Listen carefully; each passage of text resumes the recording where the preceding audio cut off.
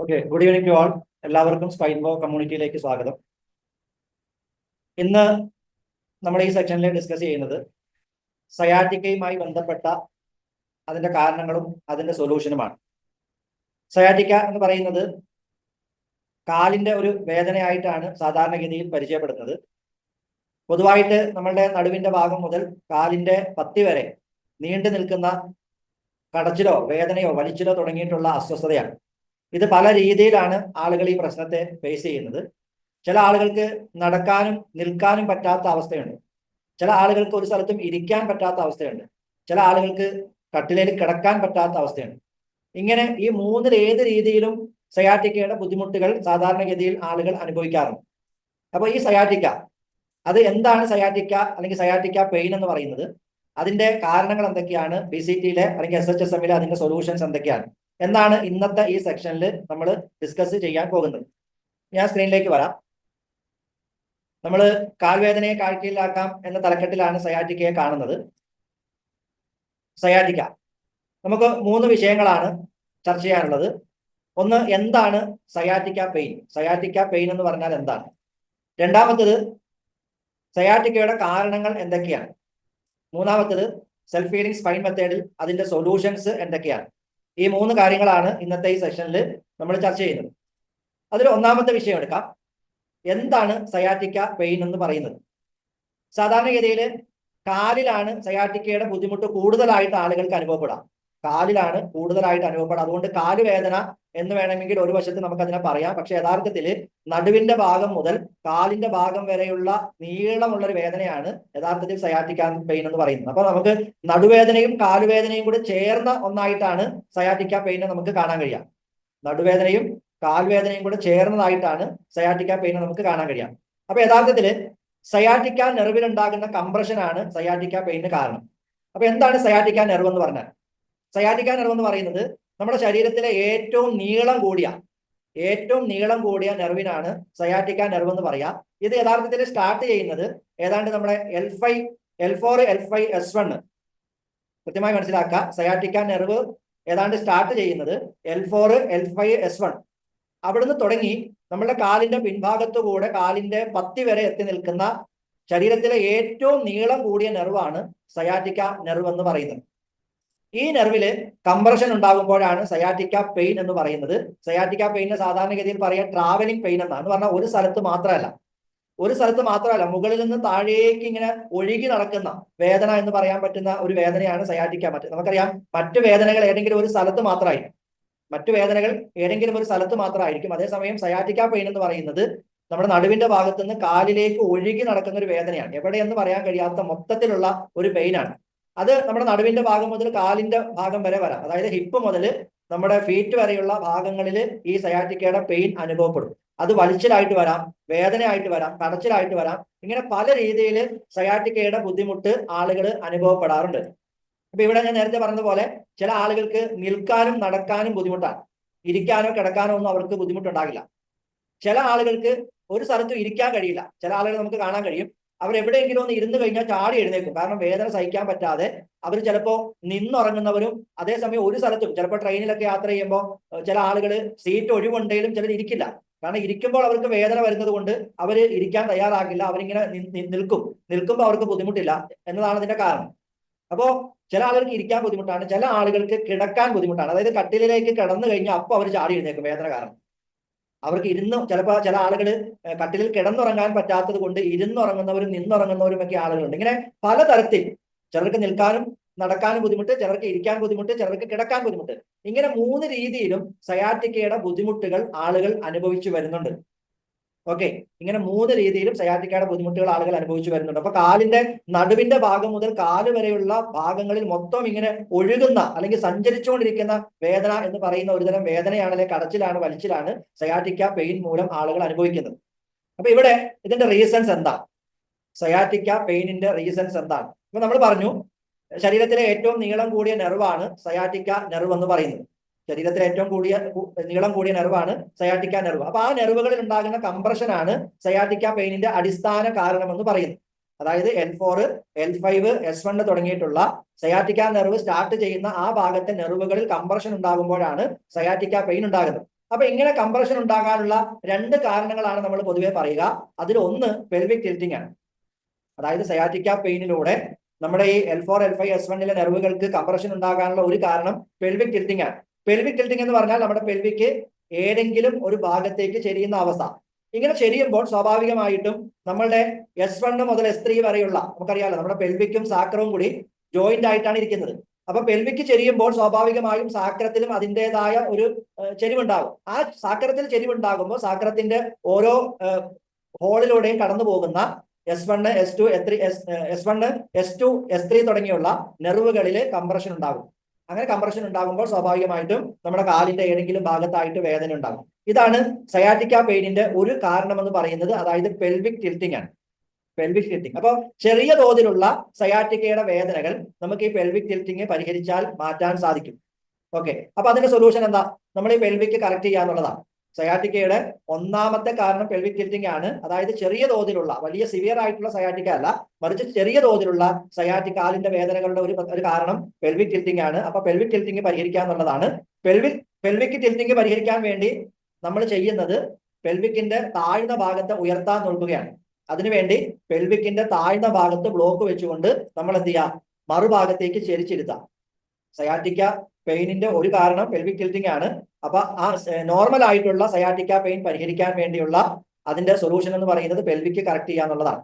അപ്പൊ പെൽവിക്കിന്റെ ഏത് ഭാഗമാണോ താഴ്ന്നിരിക്കുന്നത് ആ താഴ്ന്നിരിക്കുന്ന ഭാഗത്ത് ബ്ലോക്ക് വെച്ചുകൊണ്ട് മറുഭാഗം നമ്മൾ ഇരിക്കുന്ന പ്രതലത്തിൽ മുട്ടുന്ന രീതിയിൽ ഇതുപോലെ ചെരിച്ചിരുത്തി കഴിഞ്ഞാൽ നമ്മുടെ പെൽവിക്ക് കറക്റ്റ് ആക്കാൻ കഴിയും. ആ പെൽവിക്ക് കറക്റ്റ് ആവുന്നതോടുകൂടി നോർമൽ ആയിട്ടുള്ള സയാറ്റിക്ക മാറിക്കിട്ടും. ഞാൻ പറഞ്ഞത് ക്ലിയർ ആണെന്ന് മനസ്സിലാക്കുന്നു. അതായത് സയാറ്റിക്ക പെയിനിന്റെ ഒരു കാരണം പെൽവിക് ടിൽറ്റിംഗ് ആണ്.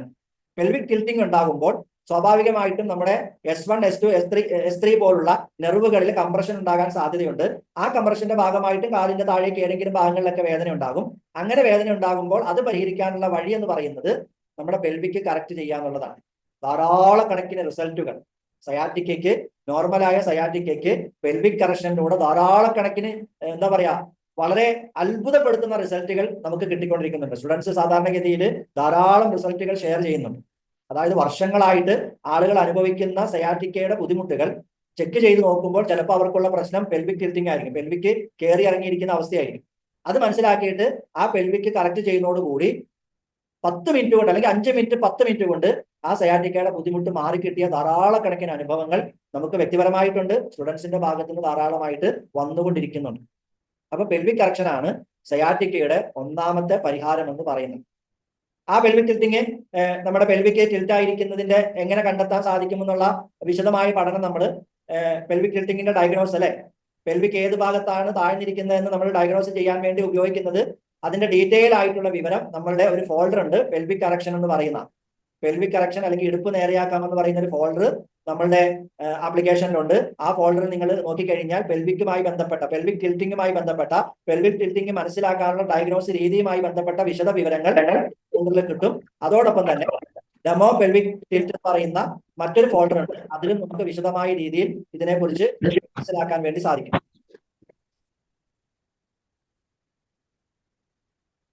അപ്പൊ ഇതാണ് നമ്മളുടെ സയാറ്റിക്കയുടെ ഒന്നാമത്തെ കാരണം, ഒന്നാമത്തെ പരിഹാരം എന്ന് പറയുന്നത് പെൽവിക് ടിൽറ്റിംഗ് ഉണ്ടോ എന്ന് കണ്ടെത്തുക. ഒരാൾ സയാറ്റിക്കയുടെ ബുദ്ധിമുട്ടുമായിട്ട് നമ്മളുടെ അടുത്ത് വന്നാൽ ആദ്യം നമ്മൾ എന്ത് ചെയ്യുക? അയാൾക്ക് പെൽവിക് ടിൽറ്റ് ഉണ്ടോ എന്ന് നോക്കാം. സാധാരണഗതിയിൽ പെൽവിക് ടിൽറ്റിംഗ് ഉണ്ടാവുക ഏത് കാലിനാണോ വേദന ആ ഭാഗത്തെ പെൽവിക് ആയിരിക്കും പൊതുവെ താഴ്ന്നിരിക്കുക എന്ന് മനസ്സിലാക്കുക. ഓപ്പോസിറ്റും വരാനുള്ള സാധ്യതയുണ്ട്, പക്ഷെ പൊതുവെ മനസ്സിലാക്കുക ഏത് കാലിനാണോ വേദന ആ ഭാഗത്തെ പെൽവിക് ആയിരിക്കും താഴ്ന്നിട്ടുണ്ടാവുക എന്ന് പൊതുവായൊരു ധാരണ വെക്കുക. പക്ഷെ എന്നാലും നമ്മൾ എന്ത് ചെയ്യണം? കൃത്യമായ രീതിയിൽ ഡയഗ്നോസ് നടത്തി ഏത് ഭാഗമാണ് താഴ്ന്നതെന്ന് കണ്ടുപിടിക്കണം. ആ താഴ്ന്ന ഭാഗത്ത് നമ്മൾ ബ്ലോക്ക് വെച്ചിട്ട് മറുവശത്തേക്ക് ചെലുത്തിരുത്തി കഴിഞ്ഞാൽ 5 മിനിറ്റ് അല്ലെങ്കിൽ 10 മിനിറ്റ് മാക്സിമം ഇരുത്തിയാൽ സ്വാഭാവികമായിട്ടും ആ പെൽവിക്ക് കറക്റ്റ് ആകുന്നതോടുകൂടി ആ സയാറ്റിക്കയുടെ ബുദ്ധിമുട്ട് ആ നിമിഷം തന്നെ, ആ ഒരൊറ്റ സിറ്റിങ്ങിൽ തന്നെ മാറിക്കിട്ടും. ഇതാണ് സയാറ്റിക്കയുടെ ഒന്നാമത്തെ കാരണവും അതിന്റെ പരിഹാരവും. പെൽവിക് ടിൽറ്റിംഗ് ആണ് ഒന്നാമത്തെ കാരണം. അതിന്റെ പരിഹാരം എന്ന് പറയുന്നത് നമ്മൾ ചെയർ ബ്ലോക്ക് എന്ന് പറയുന്നതാണ്. അതായത് ഒരു സൈഡിൽ ബ്ലോക്ക് വെച്ചുകൊണ്ട് ചെരിച്ചിരുത്താന്ന് പറയുന്നതാണ്. ഇനി സയാറ്റിക്കയുടെ രണ്ടാമത്തെ കാരണം എന്താണ്? സയാറ്റിക്കയ്ക്ക് നമ്മൾ പറയുന്ന രണ്ടാമത്തെ കാരണം BCTയുടെ വളരെ സീക്രട്ട് ആയിട്ടുള്ള ഒരു നോളജാണ്. കാരണം സാധാരണഗതിയിൽ സയാറ്റിക്കയുടെ പ്രോബ്ലം നമ്മുടെ ലെംബാർ ഏരിയയിലെ L4 L5 S1 ഭാഗത്താണ് യഥാർത്ഥത്തിലുള്ളത്. അവിടുത്തെ നെർവിന്റെ കംപ്രഷൻ ആണ് പ്രശ്നം.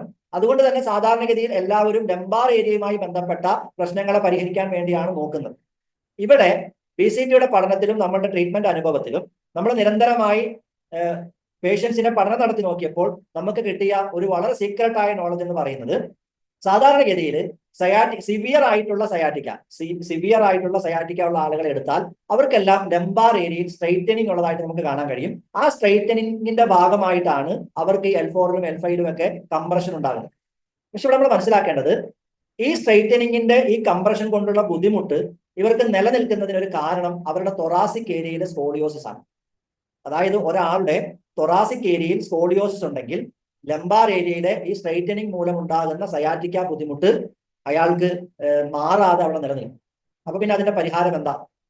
ലംബാർ ഏരിയയിലെ സ്ട്രൈറ്റനിങ് കൊണ്ടുള്ള L4 L5 വരുന്ന കംപ്രഷന്റെ ബുദ്ധിമുട്ട് മാറണമെങ്കിൽ നമ്മൾ തൊറാസിക് ഏരിയയിലെ സ്കോളിയോസിസ് പരിഹരിക്കണം. അപ്പൊ ഞാൻ പൊതുവായിട്ട് പറയാറുണ്ട്, നമ്മൾ സാധാരണഗതിയിൽ ഒരാൾ നമ്മുടെ അടുത്ത് സയാറ്റിക്ക പെയിനുമായി വന്നാൽ ആദ്യഘട്ടത്തിൽ നമ്മുടെ ചിന്തയിലേക്ക് വരേണ്ടത് ഈ വ്യക്തിക്ക് പെൽവിക് ടിൽറ്റിംഗ് ഉണ്ടാകാനുള്ള സാധ്യതയുണ്ടെന്ന് ആദ്യം ഒന്ന് ചിന്തിക്കാം. എന്നിട്ട് അതുണ്ടോ എന്ന് നമ്മളൊന്ന് ചെക്ക് ചെയ്യുക, ഉണ്ടെങ്കിൽ അത് പരിഹരിക്കാം. രണ്ടാമത് നമ്മുടെ ചിന്തയിലേക്ക് ഓടി വരേണ്ട ഒരു കാര്യം എന്താണ്? ഈ വ്യക്തിക്ക് തൊറാസിക്കിൽ സ്കോളിയോസിസ് ഉണ്ടാകാൻ സാധ്യതയുണ്ട് എന്ന് നമ്മുടെ മനസ്സിൽ ഒരു ചിന്ത വേണം. ഞാൻ എപ്പോഴും പറയാറുണ്ട്, ഇങ്ങനെ കുറെ ചിന്തകൾ നമ്മുടെ മനസ്സിലുണ്ടെങ്കിൽ, ഇങ്ങനെ കുറെ തത്വങ്ങൾ നമ്മുടെ മനസ്സിലുണ്ടെങ്കിൽ നമുക്ക് ഡയഗ്നോസ് കുറച്ചുകൂടെ സ്പീഡാകും, ട്രീറ്റ്മെന്റ് കുറച്ചുകൂടെ സ്പീഡാകും.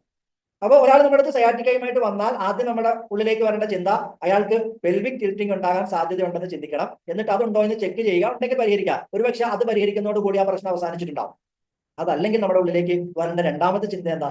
ഈ വ്യക്തിക്ക് തൊറാസിക്കിൽ സ്കോളിയോസിസ് ഉണ്ടാകാനുള്ള സാധ്യതയുണ്ട് എന്ന് നമ്മൾ മനസ്സിലാക്കുകയും അത് ചെക്ക് ചെയ്തിട്ട് അതുണ്ടെങ്കിൽ പരിഹരിക്കുക കൂടി ചെയ്താൽ സിവിയർ ആയിട്ടുള്ള സയാറ്റിക്കയ്ക്ക് നമുക്ക് കൃത്യമായ രീതിയിൽ ഒരൊറ്റ സിറ്റിങ്ങിൽ തന്നെ ആശ്വാസം കൊടുക്കാൻ സാധിക്കും.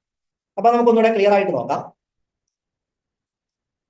സയാറ്റിക്കയുടെ രണ്ടാമത്തെ കാരണം എന്ന് പറയുന്നത് തൊറാസിക്കിലെ സ്കോളിയോസിസ് ആണ്.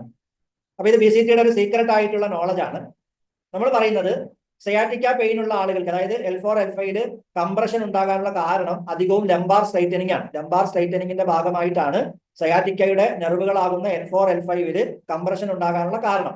പക്ഷെ അതോടൊപ്പം അവർക്ക് ലംബാറിൽ സ്ട്രൈറ്റനിങ് ഉള്ളതോടൊപ്പം തന്നെ അവർക്ക് തൊറാസിക് ഏരിയയിൽ സ്കോളിയോസിസ് ഉണ്ടാകാനുള്ള സാധ്യതയും ഉണ്ട്. അപ്പൊ അവിടെ L4 L5 കംപ്രഷൻ ഉണ്ടാകുമ്പോൾ, L4 L5 നെർവ് കംപ്രഷൻ ഉണ്ടാകുന്നതോടൊപ്പം തന്നെ തൊറാസിക്കില് സ്കോളിയോസിസ് ഉണ്ടാകാനുള്ള സാധ്യതയുണ്ട്. ആ സാധ്യതയെ നമ്മൾ മുമ്പിൽ കാണണം. ഞാൻ വീണ്ടും ആവർത്തിച്ച് പറയാണ്, സിവിയർ ആയിട്ട് ഒരാൾ സയാറ്റിക്ക പെയിനുമായി വന്നാൽ പെൽവിക് ടിൽറ്റിംഗ് കഴിഞ്ഞാൽ നമ്മുടെ മനസ്സിലേക്ക് ഓടി വരേണ്ടത് ഇയാൾക്ക് തൊറാസിക്കിൽ സ്കോളിയോസിസ് ഉണ്ടാകാനുള്ള സാധ്യതയുണ്ട് എന്ന ചിന്ത വന്നാൽ നമുക്കത് ചെക്ക് ചെയ്യാൻ വേണ്ടി പറ്റും. സാധാരണഗതിയിൽ എങ്ങനെയായിരിക്കും വരാ? പൊതുവേ നമ്മൾ കണ്ടുവരുന്നത്, ഒരാളുടെ വലത് കാലിലാണ് സയാറ്റിക്ക പെയിൻ ഉള്ളതെങ്കിൽ അയാളുടെ ഇടതുവശത്തേക്കായിരിക്കും തൊറാസിക്കിൽ സ്കോളിയോസിസ് ഉണ്ടാകുക. ഇത് ഞാനൊരു പൊതുവായ ധാരണ പറയുകയാണ്. ഓപ്പോസിറ്റ് വരുന്ന അനുഭവങ്ങൾ ഉണ്ടായിട്ടുണ്ട്. കൃത്യമായി മനസ്സിലാക്കുക, ഒരാൾക്ക് സയാറ്റിക്ക പെയിൻ വന്നാൽ ഏത് കാലിനാണോ സയാറ്റിക്ക പെയിൻ ഉള്ളത് അതിന്റെ ഓപ്പോസിറ്റ് സൈഡിലായിരിക്കും തൊറാസിക്കിൽ സ്കോളിയോസിസ് ഉണ്ടാകുക. ഇത് പൊതുവായിട്ട് മനസ്സിലാക്കി വെക്കുക. ചിലപ്പോൾ തിരിച്ചും വരാൻ സാധ്യതയുണ്ട്. അപ്പൊ പൊതുവായ തത്വം മുന്നിൽ കാണുക, അതിനുശേഷം മറുവശവും കൂടി ചെക്ക് ചെയ്യണമെന്നാണ് ഈ പറഞ്ഞതിന്റെ അർത്ഥം. അപ്പൊ ഒന്നുകൂടെ ക്ലിയർ ആയിട്ട് പറയാം. അതായത് ഒരാളുടെ വലത് കാലിനാണ് സയാറ്റിക്ക പെയിൻ എങ്കിൽ പൊതുവെ അയാൾക്ക് തൊറാസിക്കിൽ ഇടതുവശത്തേക്ക് സ്കോളിയോസിസ് ഉണ്ടാകാനാണ് സാധ്യത. ഓക്കെ, വലത് കാലിനാണ് വേദനയെങ്കിൽ ഇടതുവശത്താണ് സ്കോളിയോസ് ഉണ്ടാകാനുള്ള സാധ്യത. ഇടത് കാലിനാണ് വേദനയെങ്കിൽ വലതു ഭാഗത്തേക്കാണ് തൊറാസിക്കിൽ സ്കോളിയോസ് ഉണ്ടാകാനുള്ള സാധ്യത. ഇത് പൊതുവായ ഒരു ധാരണയായിട്ട് നമ്മൾ കാണുക. ഓപ്പോസിറ്റും വരാനുള്ള സാധ്യതയുണ്ട്. അതിന് നമ്മൾ എന്താ പറയാ, പരിഗണിക്കേണ്ടതുണ്ട്, കാണേണ്ടതുണ്ട്. ഓക്കെ, അപ്പൊ ഇവിടെ തൊറാസിക്കൽ സ്കോളിയോസിസ് എങ്ങനെയാണ് നമ്മൾ ഡയഗ്നോസ് ചെയ്യുക? തൊറാസിക്കൽ സ്കോളിയോസിസ് ഡയഗ്നോസ് ചെയ്യാൻ വേണ്ടി നമ്മൾ കുറെ മെത്തേഡുകൾ പറഞ്ഞിട്ടുണ്ട്. ഇന്ന് എക്സ്റേ ആണ് അല്ലെ? തൊറാസിക്കിന്റെ AP വ്യൂവിലുള്ള എക്സ്റേ നോക്കിയാൽ നമുക്ക് തൊറാസിക്കിലെ സ്കോളിയോസിസ് ഉണ്ടോ ഇല്ലയോ എന്ന് കണ്ടെത്താൻ വേണ്ടി സാധിക്കും. തൊറാസിക്കിലെ AP വ്യൂവിലുള്ള എക്സ്റേ നോക്കിയാൽ തൊറാസിക്കില് സ്കോളിയോസിസ് ഉണ്ടോ, വളവുണ്ടോ എന്ന് നമുക്ക് കണ്ടെത്താൻ വേണ്ടി സാധിക്കും. മാനുവൽ ആയിട്ടാണെങ്കിൽ നമ്മളുടെ ഷോൾഡറിന്റെ ഉയർച്ചയും താഴ്ചയും, അല്ലെ, ഷോൾഡറിന് ചെരിവുണ്ടോ എന്ന് നോക്കിയാൽ ഏതെങ്കിലും ഷോൾഡർ ഉയർന്നിരിക്കുകയാണെങ്കിൽ ആ സൈഡിലേക്കായിരിക്കും സ്കോളിയോസിസ് ഉണ്ടാകുക. ഏതെങ്കിലും ഷോൾഡർ ഉയർന്നിരിക്കുകയാണെങ്കിൽ ആ സൈഡിലേക്കായിരിക്കും സ്കോളിയോസിസ് ഉണ്ടാകുക എന്ന് നമുക്ക് നോർമൽ ആയിട്ട്, മാനുവൽ ആയിട്ട് എക്സ്റേ ഇല്ലാതെ മനസ്സിലാക്കാവുന്ന ഒരു രീതിയാണ്. അതുപോലെ തന്നെ നമ്മൾ ഷട്ടൂരി നോക്കിയാൽ നമ്മുടെ ഷോൾഡർ ബ്ലേഡ്, പലകയെല്ലെന്ന് പറയുന്ന എല്ല് ഒരെണ്ണം താഴ്ന്നും ഒരെണ്ണം പൊങ്ങിയാണെങ്കിൽ എവിടെയാണോ നമ്മുടെ ഷോൾഡർ ബ്ലേഡ് പൊങ്ങിയിരിക്കുന്നത്, പലകയെല്ല് പൊങ്ങിയിരിക്കുന്നത്, ആ ഭാഗത്തേക്കായിരിക്കും തൊറാസിക്കിന്റെ സ്കോളിയോസിസ്, തൊറാസിക്കിന്റെ വളവുള്ളത് എന്ന് മനസ്സിലാക്കാം. ഓക്കെ, സാധാരണ നമ്മൾ പറഞ്ഞല്ലോ, ചില ലേഡീസിനൊക്കെ, ചില ആളുകൾക്ക് അവരുടെ ചുരിദാറിന്റെ അല്ലെങ്കിൽ അവരുടെ നൈറ്റിയുടെ ഒക്കെ ഒരു കൈ താഴേക്ക് ഇറങ്ങി കിടക്കും, ഒരു കൈ കഴുത്തിന്റെ ഒരു കൈഭാഗം ഷോൾഡർ ഭാഗം കഴുത്തിന്റെ അങ്ങോട്ട് കയറി കിടക്കും. അപ്പൊ ഏത് ഭാഗമാണോ താഴ്ന്നു കിടക്കുന്നത് അത് താഴ്ന്ന ഭാഗവും, ഏത് ഭാഗമാണോ കഴുത്തിന്റെ അങ്ങോട്ട് കയറി കിടക്കുന്നത് അത് ഉയർന്ന ഭാഗവുമാണ്. അപ്പൊ ഇങ്ങനെ നമുക്ക് മാനുവലായിട്ട് തൊറാസിക്കൽ സ്കോളിയോസിസ് മനസ്സിലാക്കാൻ വേണ്ടി സാധിക്കും. അതോടൊപ്പം തന്നെ ഏത് സൈഡിലേക്കാണ് വളവെന്ന് മനസ്സിലാക്കിയാൽ, നോർമലായിട്ട് മനസ്സിലാക്കിയാൽ ആ ഭാഗത്ത് പെയിൻ ചെക്ക് ചെയ്തിട്ട് അതൊന്ന് കൺഫേം ചെയ്യണം. എന്ത് ചെയ്യുക, ആ ഏത് ഭാഗത്തെ ഷോൾഡർ ആണോ പൊങ്ങി നിൽക്കുന്നത് ആ സൈഡിൽ പോയി നിന്നിട്ട് നമ്മുടെ വിരൽ കൊണ്ട് ഓപ്പോസിറ്റ് സൈഡിലേക്ക് എന്ത് ചെയ്യുക, നമ്മൾ പെയിൻ ചെക്ക് ചെയ്ത് നോക്കാം. അപ്പൊ അവിടെ വേദന ഉണ്ടെങ്കിൽ ഉറപ്പിക്കുക ആ സൈഡിലേക്ക് തന്നെയാണ് സ്കോളിയോസിസ് ഉള്ളത് എന്ന് ഉറപ്പിക്കണം. ഓക്കെ, അങ്ങനെ നമുക്ക് തൊറാസിക്കൽ സ്കോളിയോസിസ് എന്ത് ചെയ്യാൻ പറ്റും, ഡയഗ്നോസ് ചെയ്ത് മനസ്സിലാക്കാൻ വേണ്ടി സാധിക്കും. ഇനി അതിന്റെ സൊല്യൂഷൻ എന്താണ്? തൊറാസിക്കൽ സ്കോളിയോസിസ് കണ്ടെത്തി കഴിഞ്ഞാൽ അതിന്റെ സൊല്യൂഷൻ എന്ന് പറയുന്നത് നമ്മൾ സൈഡിൽ ബ്ലോക്ക് വെച്ച് ചെരിച്ച് കിടത്തുക എന്നുള്ളതാണ്. നമ്മൾ ഏത് വശത്തേക്കാണോ സ്കോളിയോസിസ് കണ്ടെത്തിയത്, ഇപ്പൊ ഉദാഹരണത്തിന് ഈ കിടക്കുന്ന പിക്ചറിൽ വലത് സൈഡ് ചെരിച്ചാണ് കിടത്തിയിരിക്കുന്നത്. അതിന്റെ അർത്ഥം എന്താണ്? വലത് സൈഡിലേക്കാണ് സ്പൈൻ വളഞ്ഞിരിക്കുന്നത് എന്ന് പറഞ്ഞാൽ ഈ വ്യക്തിയുടെ വലതുവശത്തെ ഷോൾഡർ ആയിരിക്കും പൊങ്ങിയിരിക്കുക. അതുകൊണ്ട് തന്നെ വലതുവശത്തേക്കാണ് തൊറാസിക്കൽ സ്കോളിയോസിസ് അല്ലെങ്കിൽ വളവ്, അതുകൊണ്ടാണ് വലതുവശം ചെരിച്ചു കിടത്തിയിരിക്കുന്നത്. അപ്പൊ ഏത് ഭാഗത്തേക്കാണോ സ്കോളിയോസിസ് ആ ഭാഗം ചെരിച്ചു കിടത്താം. സ്കോളിയോസിസ് എവിടെയാണോ അതാണ് നമ്മൾ മനസ്സിലാക്കേണ്ടത്. ഞാൻ നേരത്തെ പറഞ്ഞൊരു കാര്യം കൂടി ഇതിന്റെ അകത്ത് ശ്രദ്ധിക്കുക. ഞാൻ പൊതുവായ ഒരു കാര്യം പറഞ്ഞു, അതായത് വലത് കാലിനാണ് സയാറ്റിക്ക പെയിൻ എങ്കിൽ ഇടത് ഭാഗത്തേക്കായിരിക്കും സ്കോളിയോസിസ്, ഇടത് ഭാഗത്തെ കാലിനാണ് വേദനയെങ്കിൽ വലതു ഭാഗത്തേക്കായിരിക്കും തൊറാസിക്കിൽ സ്കോളിയോസിസ് എന്ന പൊതു തത്വമാണ് പറഞ്ഞത്. ആ തത്വം വെച്ചുകൊണ്ടല്ല നമ്മൾ കിടത്തേണ്ടത്, മറിച്ച് തൊറാസിക്കിലെ സ്കോളിയോസിസ് കാലിന്റെ വലതും ഇടതും നോക്കിയിട്ടല്ല, നമ്മുടെ തൊറാസിക്കിലെ സ്കോളിയോസിസ് ഏത് ഭാഗത്തേക്കാണോ അത് നോക്കിയിട്ടാണ് നമ്മൾ ഏത് സൈഡ് ചെരിച്ച് കിടത്തണമെന്ന് തീരുമാനിക്കേണ്ടത്. കൃത്യമായ രീതിയിൽ മനസ്സിലാക്കുക. ചില ആളുകൾ അതിൻ്റെ അകത്ത് കൺഫ്യൂഷൻ വെക്കാറുണ്ട്, അതുകൊണ്ടാണ് കുറച്ചുകൂടെ ക്ലാരിറ്റിയോട് കൂടി പറയുന്നത്. അപ്പോൾ ഏത് ഭാഗത്തേക്കാണോ തൊറാസിക്കൽ വളവുള്ളത് ആ സൈഡ് ചെരിച്ച് കിടത്താം, ആ സൈഡ് ചെരിച്ച് കിടത്താം. തൊറാസിക്കലെ സ്കോളിയോസിസുമായി ബന്ധപ്പെട്ട് കിടത്തേണ്ട രീതി കുറച്ചുകൂടെ വിശദമായ രീതിയിൽ അതിന്റെ ഡെമോ സ്കോളിയോസിസ് എന്ന് പറയുന്ന ഫോൾഡറിൽ നമ്മൾ കൊടുത്തിട്ടുണ്ട്. അത് നിങ്ങൾ ഇതിന്റെ കൂടെ തന്നെ വിശദമായിട്ട് ആ ഒരു ഫോൾഡറിലുള്ള വീഡിയോസ് കൂടെ കണ്ടിട്ട് എന്ത് ചെയ്യുക, കുറച്ചുകൂടെ ക്ലാരിറ്റി വരുത്തിയിട്ട് ട്രീറ്റ്മെന്റ് ചെയ്യാൻ വേണ്ടി ശ്രമിക്കാം.